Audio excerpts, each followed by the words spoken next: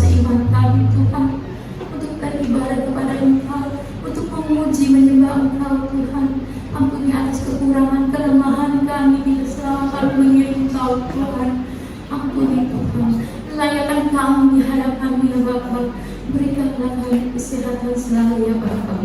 Kami bersyukur Tuhan sepanjang hari ini Tuhan, dalam permintaan Engkau Tuhan, Engkau juga sudah mencukupkan apa yang jadi kebutuhan kami ya Bapa. Terima kasih Bapa.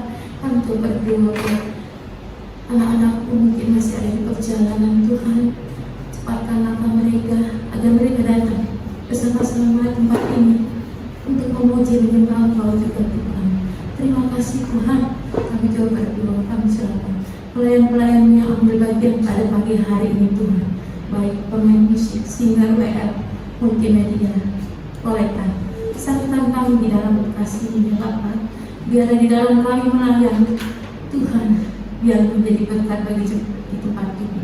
Begitu juga kami yang melayani menjadi diberkati oleh Engkau Tuhan. Terima kasih Tuhan. Kami juga berdoa buat Bapak dan Ibu Gembala beserta anak mereka Tuhan. Kami bersyukur Tuhan. Biarlah kami serahkan hamba-Mu ini ke dalam tangan kasih-Mu ya Bapak. Berikan kesehatan selalu, cukupkan apa yang menjadi kebutuhannya Bapak. Di dalam mereka melayani juga Tuhan, biar menjadi berkat bagi banyak orang Tuhan. Terima kasih Tuhan, terima kasih. Kami serahkan ibadah kami dari awal ke tengah akhir dan ke dalam tangan kasih-Mu. Terima kasih Bapak. Kami sudah berdoa dan mengucap syukur. Kami alaskan doa kami hanya di dalam nama Tuhan Yesus Kristus. Haleluya. Amin. Silakan duduk. Kita mau bangkit berdiri. Kita mau angkat satu pujian. Ku selalu menyembah Tuhan. Haleluya.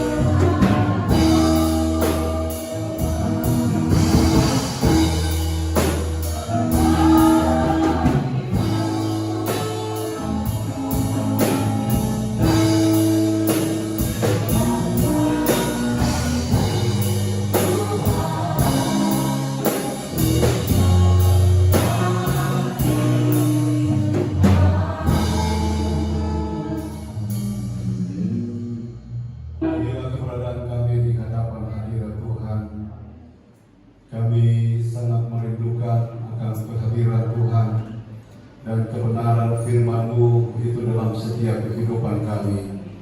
Karena kami ingin supaya kami dikuasai, kami dituntun, kami dilindungi oleh kebenaran firman Allah, dan kami berjalan sesuai dengan kebenaran firman itu. Terima kasih Tuhan, terimalah pujian yang kami naikkan di hadapan Tuhan pada saat ini.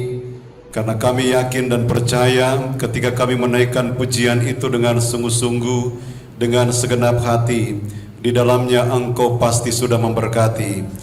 Dan kalau sebentar lagi kami akan mendengarkan kebenaran firman Tuhan, kami yakin pun Engkau sudah menyediakan berkat buat kehidupan kami. Kami percaya akan kebenaran firman Allah. Kami beriman akan kebenaran firman Allah yang akan melakukan segala perkara yang tidak mungkin bagi kami, tetapi firman Allah dapat melakukan semuanya itu. Terima kasih Bapa di sorga. Segala gangguan roh-roh jahat kami tolak dalam nama Tuhan Yesus Kristus. Biar kami semua ada di dalam perlindungan dan pertolongan dan kekuasaan daripada Roh Kudus. Bahkan kami semua diurapi oleh Tuhan. Dengan pengucapan syukur, kami sambut kebenaran firman Tuhan. Kami alaskan hanya di dalam nama Tuhan Yesus Kristus. Haleluya. Amin. Silakan duduk. Puji Tuhan. Salam sejahtera dalam kasih Tuhan Yesus Kristus yang adalah kepala gereja kita. Kita kembali tentu bersyukur kepada Tuhan karena segala sesuatu yang kita sudah lewati, yang sudah kita alami, dan bahkan kekuatan, kesehatan yang kita miliki, semuanya adalah karena berkat Tuhan dalam setiap kehidupan kita. Nah, saudara-saudara yang dikasihi oleh Tuhan, kita masih dalam belajar tentang teori teladan, dan tentu saudara-saudara kita sudah banyak memahami akan teori teladan ini, di mana teori teladan yang salah satunya mereka secara logis bahwa mereka dapat membelokkan akan semua ajaran inti dalam Alkitab. Jadi kita perlu hati-hati dengan teori ini. Dan pada minggu yang lalu kita sudah belajar tentang dosa. Ya, mereka mereka menyalahgunakan arti daripada dosa ini.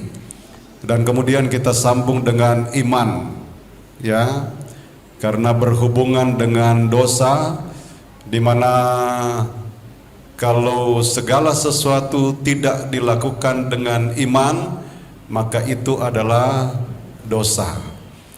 Dan saudara-saudara, pada kesempatan ini kita akan masuk bagian yang berikutnya, yaitu tentang kealahan Yesus Kristus.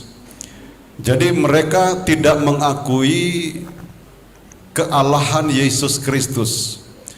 Mereka hanya menganggap bahwa Yesus itu manusia biasa yang kebetulan dia mempunyai kemampuan lebih daripada manusia yang lain.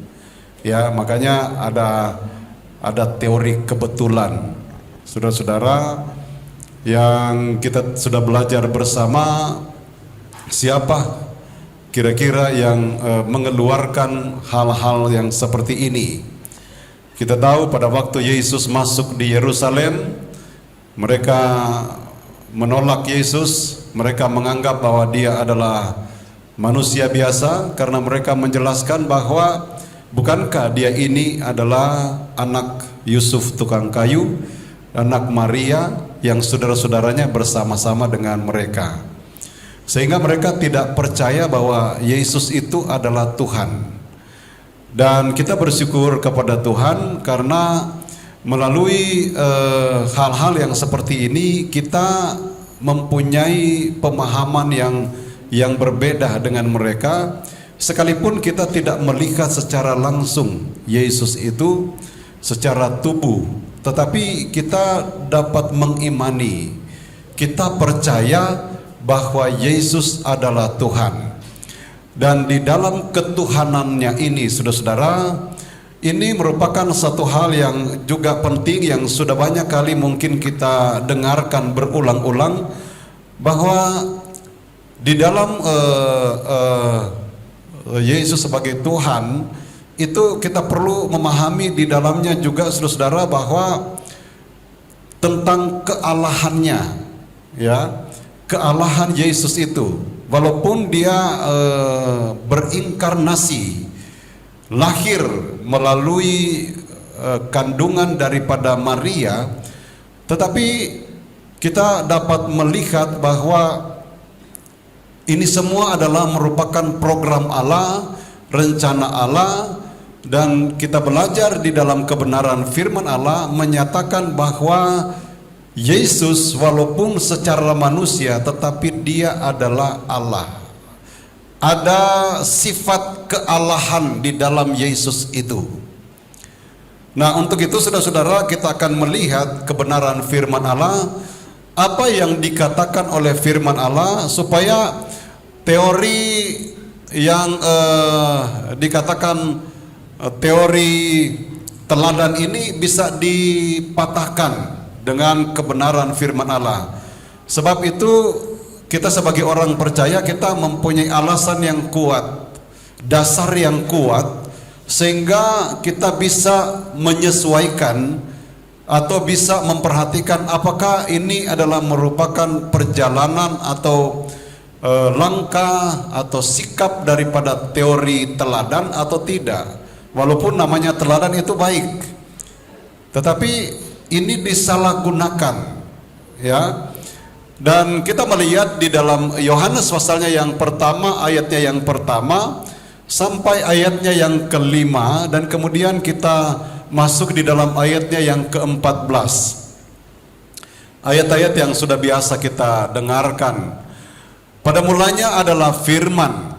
Firman itu bersama-sama dengan Allah, dan firman itu adalah Allah. Ayatnya yang kedua, Ia pada mulanya bersama-sama dengan Allah.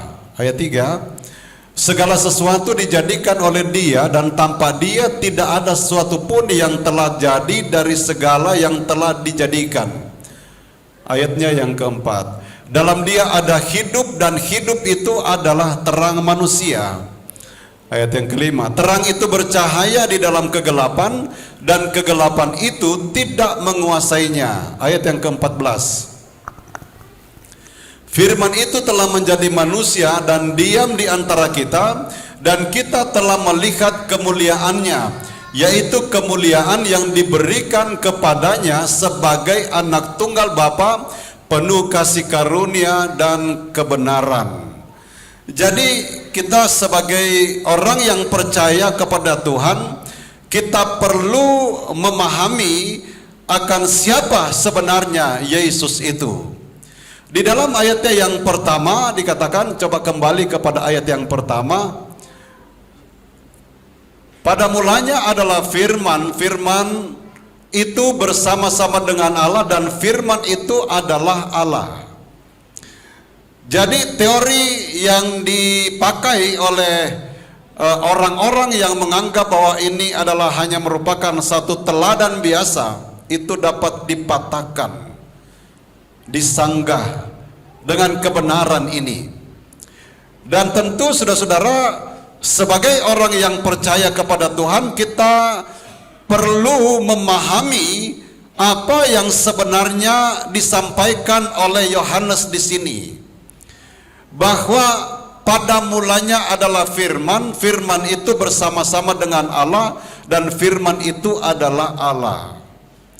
Ayat yang pertama sampai ayatnya yang ketiga mengungkap tentang keberadaan daripada Yesus sebagai Allah. Lalu kemudian di dalam ayat yang keempat dan ayat yang kelima, barulah kemudian dijabarkan, sudah menyangkut, sudah menjangkau orang-orang yang mau datang percaya kepada Tuhan. Nah, kita membaca di dalam kebenaran firman Allah ini, saudara-saudara.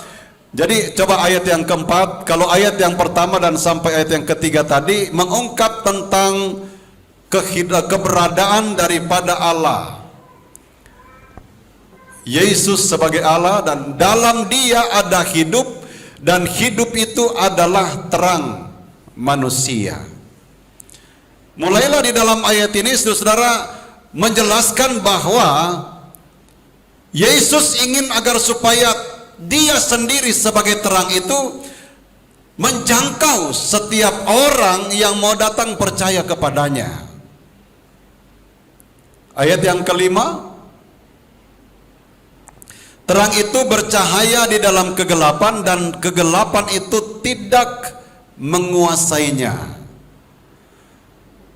Nah, itulah sebabnya saudara-saudara, saya ingatkan kembali pada minggu yang lalu saya berbicara tentang diawali dengan ayat yang mengungkapkan kalau tidak dilakukan dengan iman itu adalah dosa. Sebenarnya saudara-saudara, Allah inginkan, Yesus mengharapkan pemisahan yang betul-betul serius untuk orang yang mau datang percaya kepada Tuhan, itu betul-betul percaya dengan sungguh-sungguh.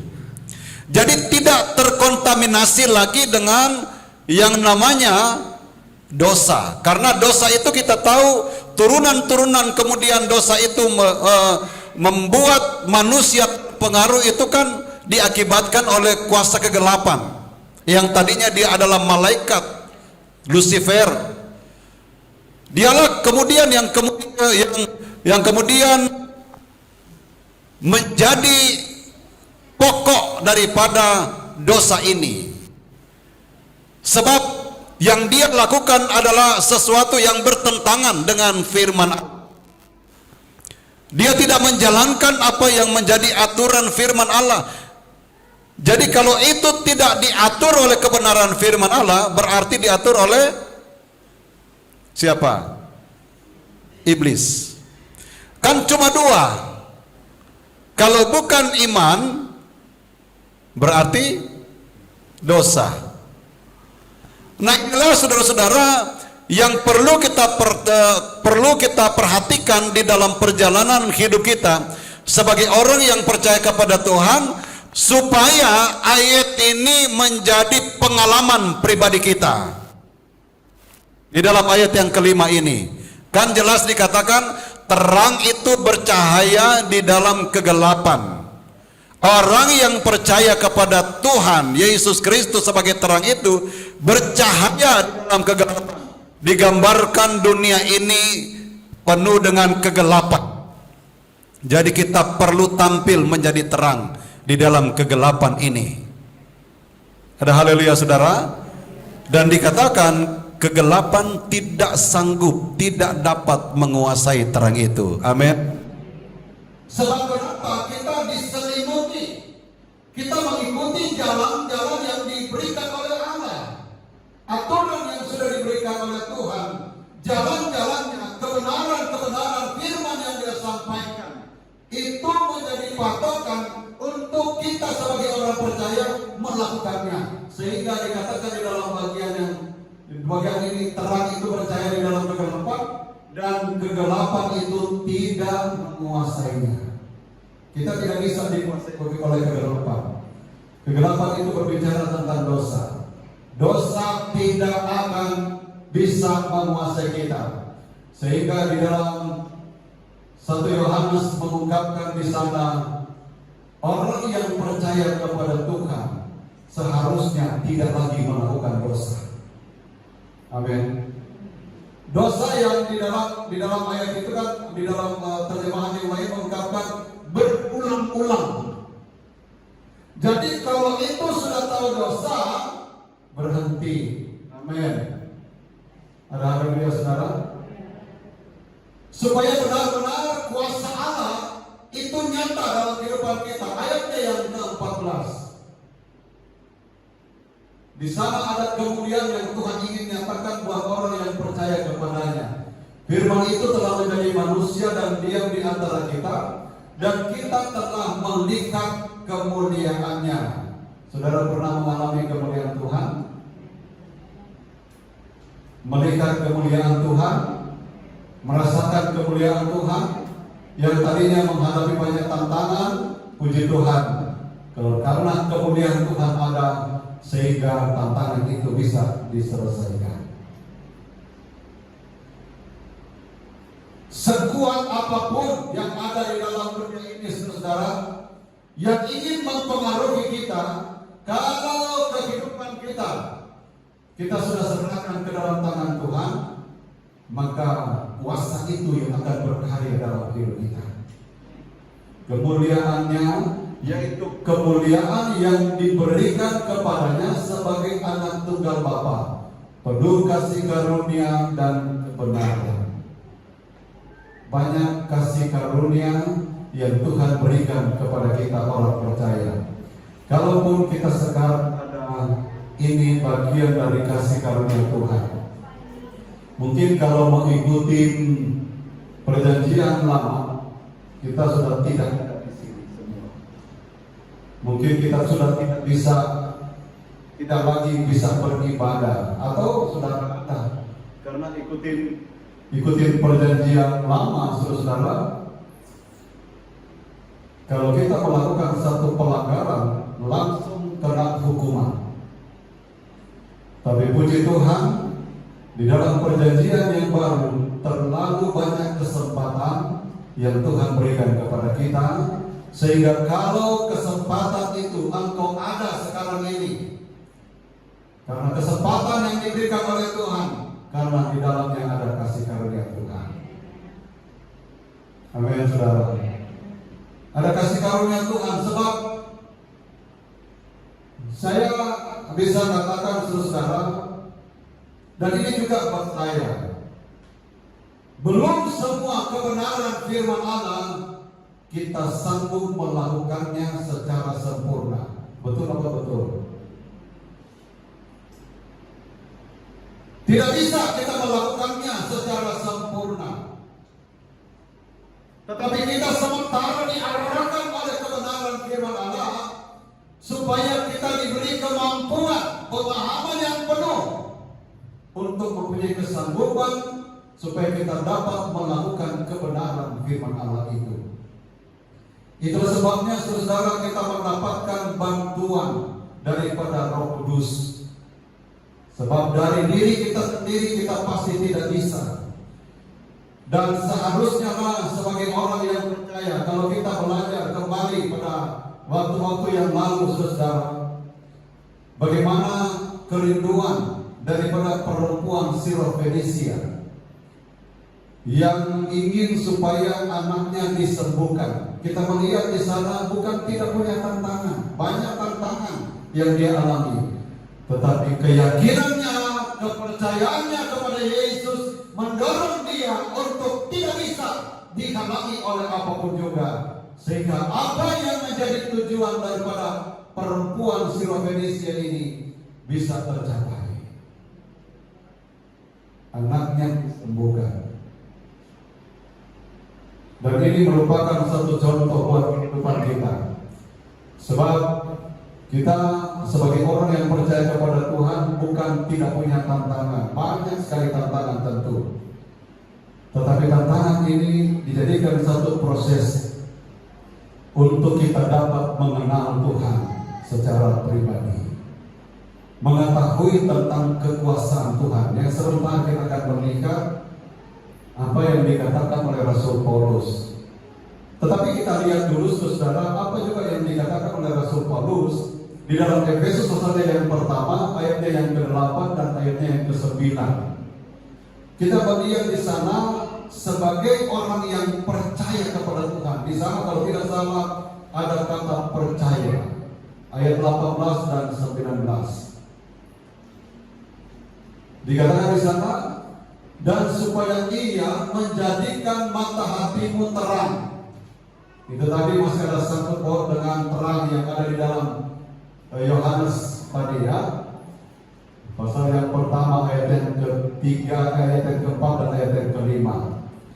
Di sini dikatakan Rasul Paulus mengatakan begini, dan supaya ia menjadikan mata hatimu terang, agar kamu mengerti pengharapan apakah yang terkandung dalam panggilannya, betapa kayanya kemuliaan bagian yang ditentukannya bagi orang-orang kudus. Jadi dengan kata lain saudara, untuk kita melihat merasakan kemuliaan Allah, maka kita perlu menguduskan diri kita. Kita harus kudus di hadapan Tuhan. Tidak ada noda, tidak tercampur dengan hal-hal yang bersifat dosa. Dan ayat yang ke-19, dan betapa hebat kuasanya bagi kita yang percaya sesuai dengan kekuatan kuasanya. Amin. Betapa hebat kuasa Tuhan, terang yang kita miliki dari Yesus yang sudah memberikan kepada kita. Maka terang itu bercahaya, menjadi percaya yang sungguh kepada Tuhan. Dan dikatakan di dalam ayat ini, betapa hebat kuasanya bagi kita yang percaya. Kuasa Yesus akan kerja, akan dia nyatakan bagi orang yang percaya. Salah satunya kita harus percaya bahwa Yesus itu adalah Tuhan. Berharga ya saudara, sehingga tingkat iman percaya kita itu dinilai oleh Tuhan. Sebab saya kembali mau ingatkan bahwa yang melakukan, yang menjalankan perjalanan percaya ini itu secara pribadi, dan yang tahu sampai kedalaman hati itu hanyalah diri kita sendiri dan juga Tuhan. Sehingga kalau ini kita jalankan, kita betul-betul yakinkan di dalam kehidupan kita, percaya kita sebagaimana yang dikatakan di dalam Amsal 3 ayatnya yang ke-5, percayalah kepada Tuhan dengan segenap hati dan jangan bersandar kepada pengertianmu sendiri, maka ayat ini akan menjadi kenyataan di dalam perjalanan kita. Sehingga seberat apapun yang kita rasakan, masalah yang kita alami, kita percaya kepada Tuhan. Dikatakan di dalam ayat ini betapa hebat kuasanya bagi kita yang percaya, sesuai dengan kekuatan kuasanya, bukan kekuatan kita, tetapi kekuatan kuasa Yesus. Dan ini pun saudara-saudara yang kemudian diungkapkan oleh Rasul Paulus di dalam Filipi pasalnya yang ketiga. Kalau kita mulai membaca ayatnya yang ke-7, ayatnya yang ke-10, kemudian bagaimana perasaan daripada Rasul Paulus. Dia ingin menikmati, dia ingin mengalami, dia ingin merasakan. Jadi saudara, dalam perjalanan kita jangan hanya mengenal Yesus sebagai Tuhan yang baik, Tuhan yang mengasihi, tetapi Yesus juga pernah menderita. Sehingga penderitaan daripada Yesus ingin dikenal oleh Rasul Paulus. Misalnya dikatakan begini. Jadi Rasul Paulus yang menjelaskan tentang pengalamannya dulu. Dia adalah seorang hebat, dia seorang pintar, ya, tokoh agama, melakukan hukum Taurat dengan begitu luar biasa. Saya tidak katakan sempurna, tetapi menghampiri sempurna. Itu dilakukan oleh Rasul Paulus. Dan setelah dia mengenal Tuhan, setelah dia percaya kepada Yesus, dia ungkapkan masa lalu dia. Di dalam ayat ini dikatakan, tetapi apa yang dahulu merupakan keuntungan bagiku, sekarang kuanggap rugi karena Kristus. Kepintarannya, tindakannya untuk menjalankan hukum Taurat, karena hukum Taurat saudara itu baik, tetapi tidak membawa kepada orang menjadi percaya kepada Tuhan Yesus sebagai Tuhan dan Juru Selamat. Nah, ini tidak dimiliki oleh Rasul Paulus awalnya. Sebab mereka tidak percaya akan ini. Mana mungkin Juru Selamat kok lahir? Mereka mengharapkan supaya Juru Selamat itu datang dengan begitu hebatnya. Sehingga kalau tidak salah sampai sekarang di Israel, mungkin penganut agama ini mereka masih menyediakan satu piring. Kalau misalnya di satu meja, mereka menyediakan satu piring supaya nanti kalau tiba-tiba sang Juru Selamat datang, mereka sudah siapkan piring untuk dia makan. Begitu katanya, kalau tidak salah ya. Ayatnya yang ke-8, malahan segala sesuatu kuanggap rugi karena pengenalan akan Kristus Yesus Tuhanku lebih mulia daripada semuanya. Oleh karena dialah aku telah melepaskan semuanya itu dan menganggapnya sampah supaya aku memperoleh Kristus.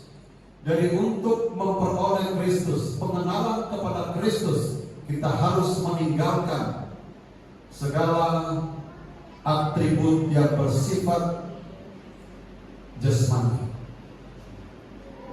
Mungkin kita anggap, wah, pendidikan saya tinggi. Nah, itu jangan sampai itu engkau posisikan sebagai sesuatu yang dapat mengalahkan keyakinan kepada Kristus. Wah, saya kan kaya. Nah, ini saudara, jangan sampai itu terjadi. Jadi hal-hal yang bersifat materi yang dialami oleh Rasul Paulus ketika dia dekat percaya kepada Tuhan, dia anggap itu tidak ada artinya apa-apa. Karena dia mendapatkan kekayaan yang sebenarnya, kerohanian yang paling utama dan terpenting, itu yang dapat diraih dan didapatkan oleh Rasul Paulus. Sehingga segala sesuatu yang bersifat materi, dia anggap itu adalah sampah. Berani kan kita lakukan itu? Haleluya saudara. Oleh karena dialah aku telah melepaskan semuanya itu dan menganggapnya sampah supaya aku memperoleh Kristus. Selama kita masih mengandalkan kekuatan yang bersifat materi ini, pengenalan akan Kristus itu tidak akan mampu diberikan kepada kita. Kita tidak bisa mengenal Dia. Kita tidak bisa menangkap. Setiap kebenaran yang engkau dengar itu pasti akan mentah. Tapi di sini tidak ada. Amin. Haleluya saudara. Supaya kita dapat dikatakan supaya aku memperoleh Kristus. Artinya dia memperoleh, mendapatkan Kristus di dalam kehidupannya. Lalu ayatnya yang ke-9. Dan berada dalam Dia bukan dengan kebenaranku sendiri karena mentaati hukum Taurat, melainkan dengan kebenaran karena kepercayaan kepada Kristus, yaitu kebenaran yang Allah anugerahkan berdasarkan kepercayaan.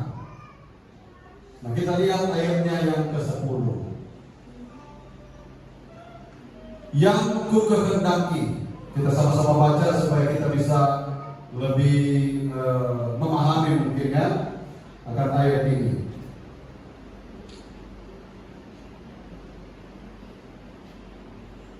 Dua, tiga. Yang ku kehendaki ialah mengenal Dia dan kuasa kebangkitannya dan persekutuan dalam penderitaannya, di mana aku menjadi serupa dengan Dia dalam kematiannya. Amin. Jadi ini saudara-saudara yang menjadi kerinduan daripada Rasul Paulus. Dan ini juga biar menjadi kerinduan kita, mengenal Dia.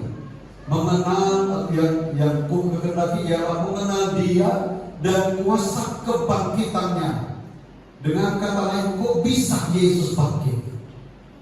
Ini yang melatar belakangi Yesus bangkit itu apa? Ada apa di dalamnya? Ada kuasa yang luar biasa. Amin saudara. Dan itu yang ingin dikenal oleh Rasul Paulus. Dan kuasa kebangkitannya dan persekutuan dalam penderitaannya. Kok dia kan Tuhan, kok dia bisa menderita? Bagaimana caranya?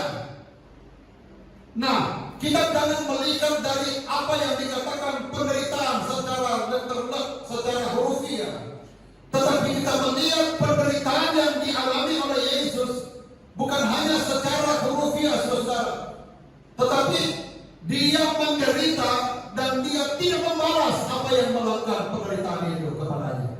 Nah, ini baru dikatakan Dia ingin mendengar, Dia ingin menikmati, Dia ingin merasakan, Dia ingin mengenal itu. Kalau kita orang singgung kita, belum tahu siapa kita, tapi di sini tidak ada. Ada haleluya saudara. Tetapi Rasul Paulus beda, saudara. Puji Tuhan, kita di grup GPDI pada mulia tidak ada yang saling bantah-bantah, mempertahankan kebenaran sendiri. Sebab kalau tidak, saudara, nanti kita kena seperti ini. Seolah-olah kita tidak mau menderita. Yang sama yang dilakukan oleh Yesus, di mana Dia menderita, tetapi Dia tidak membalas apa yang dilakukan oleh orang lain, di mana Dia menjadi menderita. Ada haleluya saudara. Nah, ini kan kita perlu belajar bersama saudara, sehingga hukum di dalam kebenaran firman Allah dalam perjanjian baru benar-benar itu terlaksana. Hukum kasih. Kasihilah sesama manusia seperti dirimu sendiri. Kalau engkau dijahatin oleh orang, balaslah dia, berkati orang itu. Kan beda dengan di perjanjian yang lama. Ada satu perubahan yang begitu luar biasa kalau seandainya kita jalankan kebenaran firman Allah ini. Kita contohi Rasul Paulus, dia ingin mengenal yang aku kehendaki mengenal Dia dan kuasa kebangkitannya. Sudah dikatakan tadi, dan persekutuan dalam penderitaannya. Seperti saya katakan tadi, Dia dibuat orang lain menderita, Dia dicaci maki, Dia diludahi, tetapi Dia tidak balas. Kita perlu mengakui dalam kehidupan kita, saudara, emosi kita mungkin belum bisa terkendali. Tetapi kalau terang Kristus itu menguasai kita, pasti itu akan terkendali. Amin. Di mana aku menjadi serupa dengan Dia dalam kematiannya. Jadi saudara, sampai kematian artinya dia memang sampai Dia mati dilakukan oleh orang-orang yang tidak percaya kepada Dia, dan itu membuat Dia sampai mati. Tetapi tidak ada Dia membalasnya. Maka Dia katakan, ampunilah mereka, karena mereka tidak tahu apa yang mereka lakukan. Nah, sikap ini, saudara, perlu menjadi bagian kita sebagai orang percaya. Dan saya percaya, saudara, kalau Rasul Paulus bisa melewati itu, dan bahkan dia sampai menjelaskan tentang hal ini, saya percaya, saya beriman, karena kita sebagai orang percaya yang berharap dan ingin supaya semuanya dipenuhi dengan Roh Kudus, dipimpin oleh Roh Kudus, itu akan menjadi bisa kita lakukan. Bukan karena kita, amin, tetapi karena Tuhan. Sehingga apa yang dinamakan kesempurnaan gereja itu akan tercapai. Semua kita kan ingin menjadi sempurna, amin. Sehingga kalau misalnya itu tidak sesuai dengan firman, mari kita pangkas itu, kita kikis sampai habis. Dan namanya proses, sekali lagi, itu buat daging ini sangat menderita tentu. Yesus itu sangat menderita, saudara. Bahkan di dalam penderitaannya dia hanya bisa menyampaikan kepada Bapaknya, merasa bahwa saat itu dia ditinggalkan oleh Bapaknya. Dia tidak pernah mempersalahkan orang yang melakukan kejahatan kepadanya. Tetapi dia hanya berkata, Bapakku, mengapa engkau meninggal? Ini adalah merupakan satu bagian sebagai manusia. Dia mengungkapkan bahwa di saat-saat itu sepertinya dia ditinggalkan oleh Bapaknya. Dan kita sudah mendengar bagaimana kenapa dia ditinggalkan oleh Bapaknya. Itu karena atau demi keselamatan semua manusia di dalam dunia ini. Jadi sepertinya dia ditinggalkan oleh Bapaknya. Itulah sebabnya, saudara, kalau kita memahami, kalau kita mengenal Tuhan secara pribadi, Rasul Paulus kan di dalam ayat ini dia mengenal Tuhan secara pribadi, baik dalam kebangkitannya, baik dalam penderitaannya, ataupun dalam kematiannya. Rasul Paulus dia mengenal itu semua, dan dia masuk di dalamnya. Jadi Rasul Paulus bukan sekedar mengenal saja, tetapi dia mempraktikkan apa yang dia kenal dari Yesus itu. Sehingga Rasul Paulus boleh mencapai garis finish yang luar biasa, yang baik. Dia meninggalkan begitu banyak teladan kebenaran firman Allah yang dia berikan, yang dia tinggalkan, adalah merupakan satu teladan atau satu contoh untuk dapat ditindaklanjuti oleh orang-orang yang percaya, termasuk GPDI pada umumnya. Amin. Haleluya. Saya berulang-ulang mengatakan bahwa Tuhan sangat mengasihi kita. Tuhan sangat peduli dengan kita, sehingga kita ada di tempat ini. kita bisa mengungkapkan isi hati kita melalui pujian kita, melalui penyembahan kita. Semuanya diperhitungkan oleh Tuhan, semuanya dipilih oleh Tuhan, sehingga ketika pada waktunya Tuhan Dia akan menyatakan kuasanya, apakah terjadi perubahan yang luar biasa. Karena bisa saja mungkin kita masih menjalankan sesuai dengan apa yang kita pikirkan, bukan berdasarkan iman, tetapi pada waktunya karena kita mempunyai kerinduan untuk mengenal Tuhan, maka Tuhan pasti akan obatkan kita menjadi lebih baik dan sampai sempurna. Mari kita bangkit berdiri semua. Kita naikkan pujian Yesus kemuliaan-Mu, pulihkan hati. Haleluya. Terima kasih Tuhan. Yesus kemuliaan,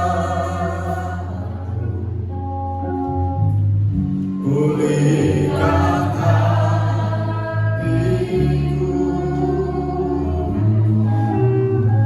Yesus, haleluya.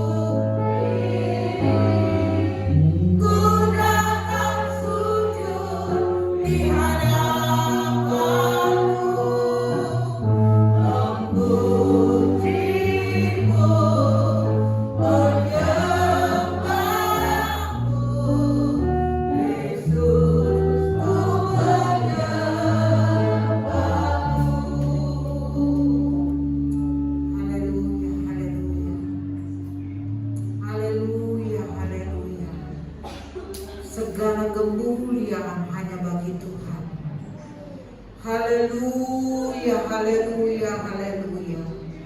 Haleluya, haleluya, haleluya.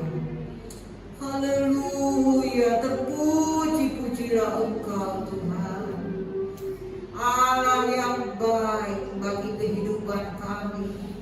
Allah yang luar biasa, haleluya. Engkau patut kami tinggikan, haleluya. Haleluya, haleluya. Haleluya, haleluya, haleluya. Terpuji-pujilah Engkau, haleluya.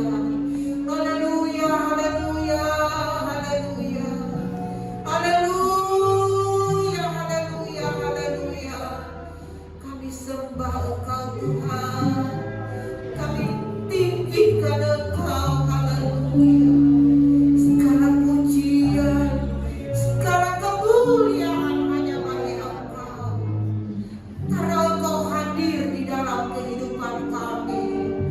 Terima kasih Tuhan, kehadiran-Mu membuat hidup kami berarti.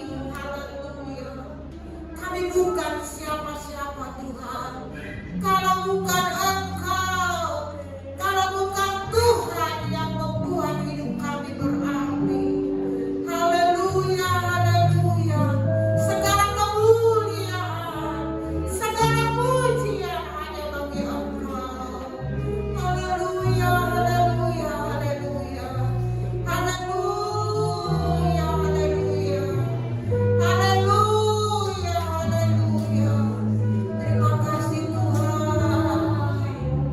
Segala pujian, syukur bagimu.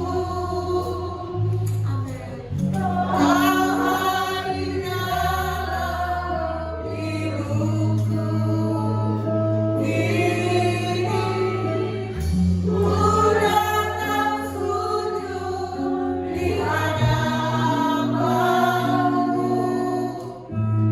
Memujimu,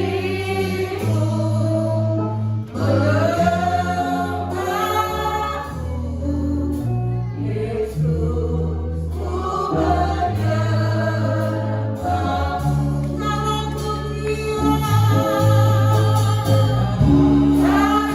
pujian, syukur bagimu. Kau hadir dalam hidupku. Ku datang sujud di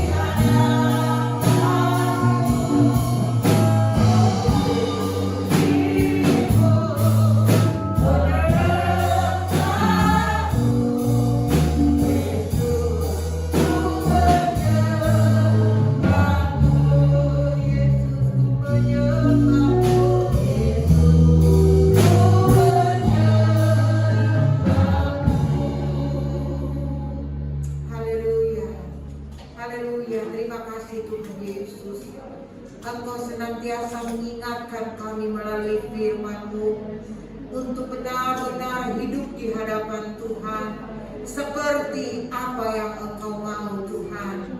Teruslah berkarya lewat firman-Mu di dalam setiap kehidupan kami.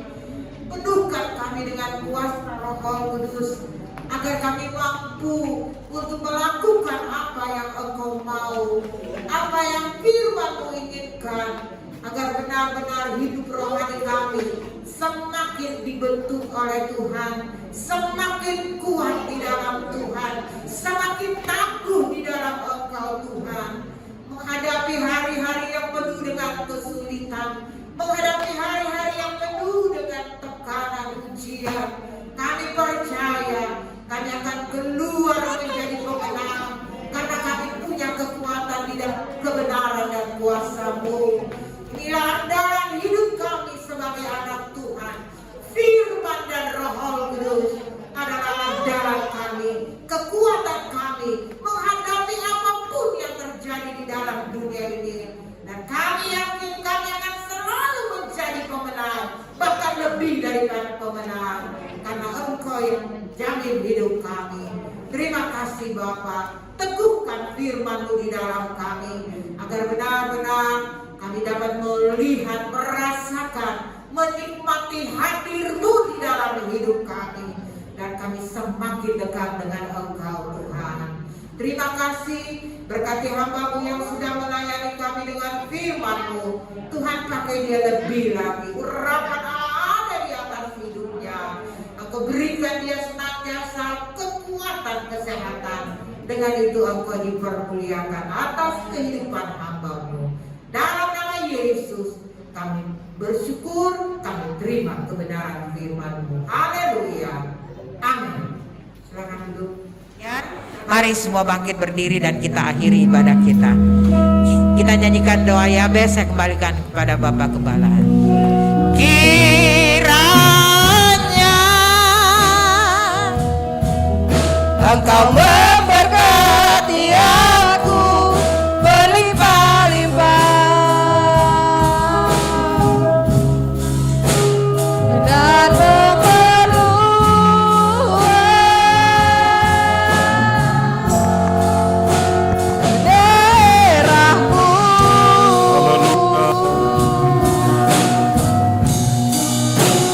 Dan kiranya tanganmu menyertai aku dan melindungi aku daripada malapetaka. Haleluya. Sehingga kesakitan tidak menimpa aku. Memberkati hamba-hamba-Mu, anak-anak-Mu yang sudah melayani di sepanjang ibadah kami pada saat ini. Semua korban persembahan yang diberikan dalam bentuk apapun, dalam nama Tuhan Yesus Kristus semuanya diberkati oleh Tuhan. Menyerahkan lagi ke dalam tangan Tuhan buat semua aktivitas kami. Bapa, sembunyikan kami di belakang kayu salib-Mu. Biar kiranya Engkau terus menyatakan kuasa dan kasih-Mu, penyertaan, pertolongan-Mu, perlindungan-Mu dalam setiap kehidupan kami. Bahkan berkati apa yang kami lakukan ya Tuhan. Sebab kami percaya bahwa Engkau adalah sumber segala-galanya dalam setiap kehidupan kami. Terima kasih Bapa, berdoa juga pada saat ini buat saudara-saudara kami, buat keluarga, buat jemaat, baik yang ada di tempat ini ataupun mereka berada di rumah ataupun di rumah sakit kalau mereka dalam keadaan sakit. Bapa, nyatakan kemurahan-Mu, jamahan-Mu dalam kehidupan mereka yang sakit. Sakit apapun dalam nama Tuhan Yesus Kristus. Dalam nama Tuhan Yesus Kristus disembuhkan, dipulihkan dengan sempurna. Kuasa Tuhan dinyatakan dalam nama Tuhan Yesus Kristus. Pertolongan-Mu dinyatakan buat mereka semua. Bangsa negara, pemerintah yang ada di Indonesia, Tuhan tolong pulihkan bangsa kami ini, selamatkan bangsa kami ini. Pemerintah yang ada, berikan hikmat kebijaksanaan, agar mereka dapat menjalankan tugas mereka dengan sebaik-baiknya, demi kepentingan semua masyarakat yang ada di negara dan bangsa ini. Virus corona kami percaya bahwa Engkau satu saat, satu waktu akan mematikan, menghentikan penyebarannya dalam nama Tuhan Yesus Kristus. Dan kami mohon kiranya perlindungan, pertolongan Tuhan menjadi bagian kami semua sebagai anak-anak Tuhan, hamba-hamba Tuhan. Dan kami percaya bahwa kuasa-Mu dinyatakan dalam kehidupan kami semua. Sebentar kami kembali pulang sertai dalam perjalanan kami. Jauhkan, hindarkan dari hal-hal yang tidak diinginkan, tibakan dengan tidak satu kurang apa-apa. Terima kasih Bapa. Dan pada akhirnya jemaat yang dikasihi Tuhan, pulanglah dengan berkat daripada Allah Bapa, cinta kasih dari Tuhan Yesus Kristus sebagai Allah Anak, persekutuan Allah Roh Kudus menyertai kita sekalian, menuntun, menghibur, menguatkan, bahkan meneguhkan iman, percaya, keyakinan kita mulai pada saat ini sampai selama-lamanya. Tuhan Yesus datang kembali pada kali yang kedua. Kami pulang dengan berkat-berkat dari Tuhan, dan kami akhiri ibadah kami pada saat ini. Kami alaskan hanya di dalam nama Tuhan Yesus Kristus. Haleluya. Dan kita semua berkata, amin. Tuhan Yesus Kristus memberkati kita semua. Amin.